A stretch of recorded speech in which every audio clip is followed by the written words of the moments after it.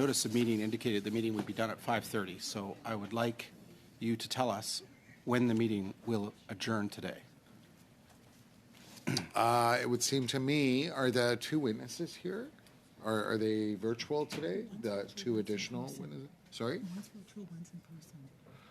Okay, one's in. So the other two witnesses we were supposed to hear from, one is here and one will be doing virtually. So we're adjourning when one is would here everyone and one okay is virtual? for 5:45?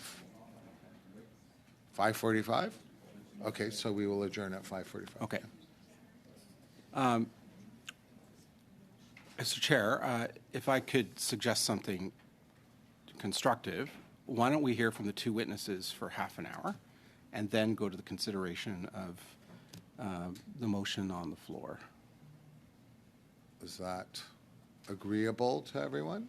No, I don't. I mean, why wouldn't we just not vote? We can vote and have it done in 5 minutes, and then we're good for the witnesses. Because I understand, Mr. Chair, that there are amendments to the motion at hand, and I anticipate that the debate on the amendments is going to go on for some time, and we risk not hearing from the two witnesses that we agreed to in the calendar some time ago. So I think it would be reasonable to hear from the two witnesses that were scheduled to appear, that we prepared for, and then we can go to the consideration of the motion on the floor. With due respect, I want this to get resolved today. I'd like this. This is on the floor. I'd like us to deal with it. Okay. Okay. Well, my opinion, Mr. Chair, on this point of order is that this committee has struggled to meet twice a week over the last 12 months. And many meetings have not taken place because we've not had a calendar. We finally have agreed to a calendar, and the meeting is about to be derailed because of consideration of a motion that we were not, that was not on the notice of meeting today. And so we are likely faced with the situation, if we go to the consideration of the motion, that the two witnesses will not be heard from today. And so, you know, again, the committee is getting off its pre-agreed to track, and that is a source of frustration for myself and I think for a number of members of the committee. Thank you, Mr. Chair. Fair enough. And as I understand, one of the witnesses did come here from out of Toronto, but Madam McPherson.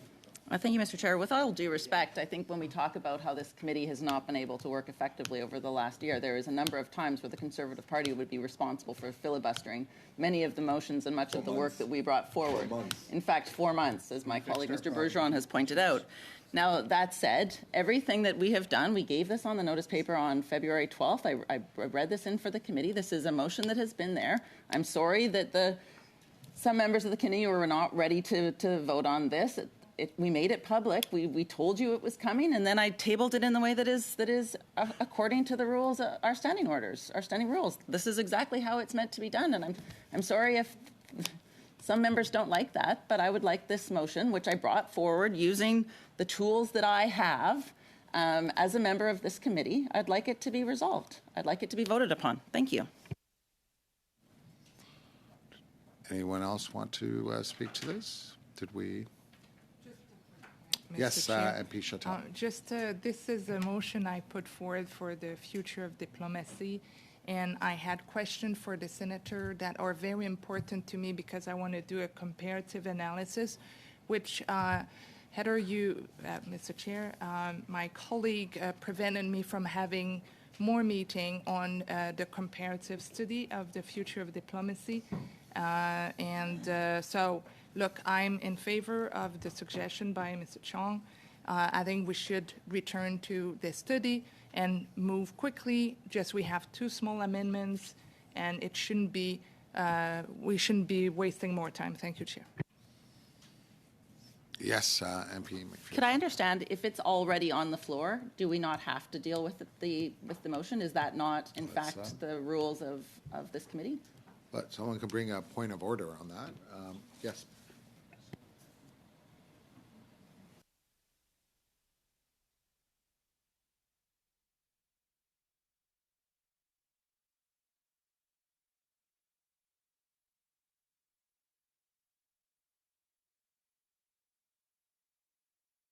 So yes, you're correct. It is before the committee. So did anyone else want to speak to this? Nope. Any amendments? Is that? Yes. It's on the floor, and we are largely in favor of this. We think it's an important issue to be discussed. However, we would have two amendments. One, when it says 2020 to 2024, we would back that to 2006 and 2024. So make it a longer term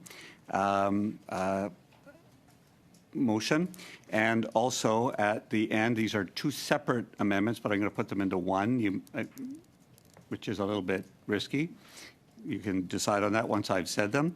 And following cabinet confidences, add to protect cabinet confidences, respecting privacy legislation, and protecting sensitive commercial interests.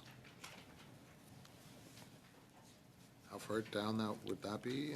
That's right at the end, right? At the last word it says, except to protect, without reductions, except to protect cabinet confidence is one, respecting privacy legislation, respect privacy legislation, and protect sensitive commercial interests, which is Yes, standard language around export permits. Yes, Mr. Bergeron. J'aimerais, Monsieur le Président, que les deux propositions d'amendement. Chair, I would like to see that these two proposed amendments be treated individually. I'm in favor of the first, and I disagree with the second.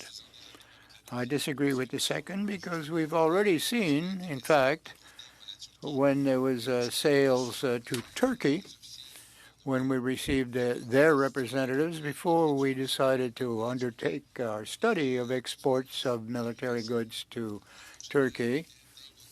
It was just far too easy for the officials to cite this as a